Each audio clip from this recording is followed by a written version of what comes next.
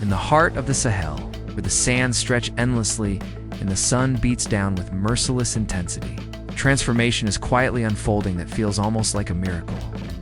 Ibrahim Traoré, the young and visionary leader of Burkina Faso, has dared to dream the impossible and step by step turn those dreams into reality. Imagine a place where water is a treasure more precious than gold, where drought has been a relentless enemy stealing lives and hope alike, now blossoming. With life and promise, this is the story of a desert being reclaimed, not by luck or charity, but by sheer ingenuity, determination, and the unyielding spirit of a people led by Traoré. It's easy to picture how the desert intimidated everyone who came before. For years, experts with all their technology failed. Deep boreholes were drilled, wells dug, and water sourcing attempted, but nothing brought a lasting solution. Salt water, bitter and undrinkable, was everywhere beneath the sands. Nobody thought it could ever be transformed into the water that creates life. But Traoré saw differently. He saw not poison, but potential. His idea wasn't to bring water from somewhere else or beg for aid, but to unlock the desert's secret itself to take. The salt water locked beneath the earth and, like turning night into day, filter and transform it into fresh water. It sounded like a dream bordering on madness, yet he pushed forward, refusing to be stopped by doubt or ridicule. The first steps were the hardest. Convoys of trucks poured millions of gallons of salt water into trenches carved under the desert, sand layers carefully prepared to act as natural filters. Engineers, scientists, and villagers united in sweat and hope to make this vision tangible. Imagine the scene. Soldiers working side by side with farmers and women, the dusty wind carrying both exhaustion and excitement. There was no magic potion, only innovation grounded in science and a deep belief that no situation is too desperate to change. The desert, once a graveyard of hope, started whispering a different story. Slowly, incredibly, grass began to push through the sand. Wells that had only ever yielded brackish water now flowed clearer, sweeter. Children who once walked miles to find a single drop of drinkable water now laughed freely, their thirst quenched with ease. Mothers no longer had to bear the pain of watching their children suffer from dehydration that once claimed many lives. It wasn't just water, it was dignity restored, life rekindled. The miracle was no longer just a story, it was happening here. Now, in Burkina Faso, around the globe. Where everyone had dismissed the possibility, eyes turned to this small Sahelian nation. Journalists came with questions, scientists with skepticism, but soon even they could not deny what the desert was yielding a rebirth. The project wasn't about charity or foreign aid. It was about sovereignty, about an African country taking control of its destiny. No IMF loans. No strings attached, only the power of the African sun fueling solar-powered desalination systems that brought water where there had been none. It was an eco-friendly revolution, an emblem of independence and hope.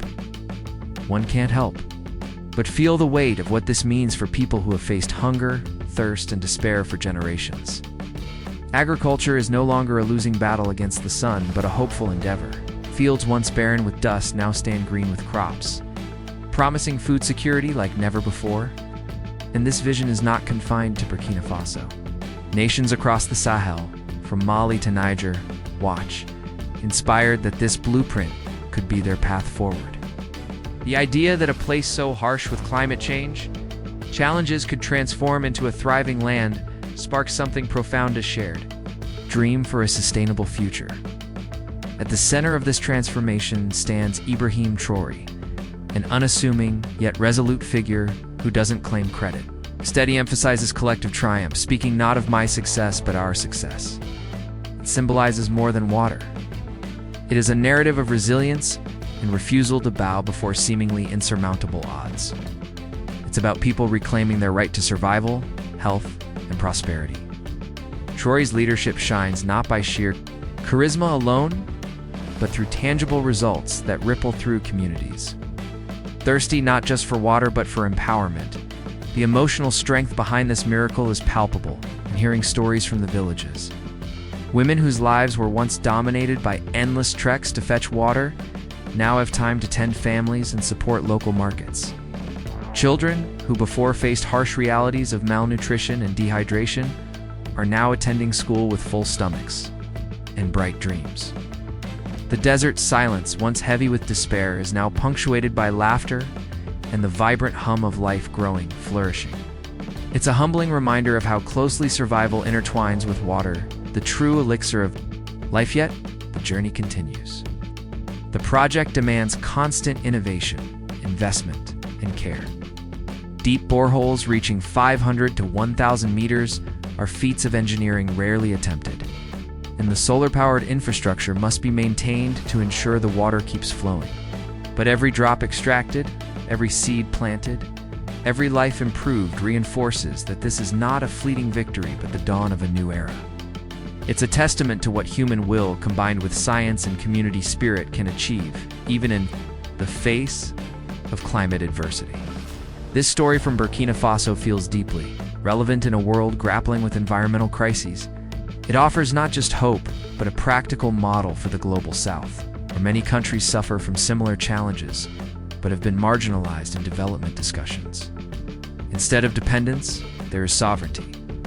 Instead of aid, there is empowerment. Instead of despair, there is vibrant life returning to places written off as barren. The desert miracle, as many have come to call it, is far more than a technical achievement. It is a powerful message of possibility for humanity's future on a warming planet. As this narrative unfolds, it becomes clear that Ibrahim Traoré's vision isn't just about water or farming. It's about reclaiming dignity. It's about standing tall against the harshest odds and rewriting the future with courage and innovation. The desert, once an enemy, is becoming a partner in life, and the barren sands are turning into a canvas of hope, painted by the hands of those who refuse to give up. The profound beauty of this story lies not only in the transformation of land, but also in the transformation of a people, awakening to their strength and potential.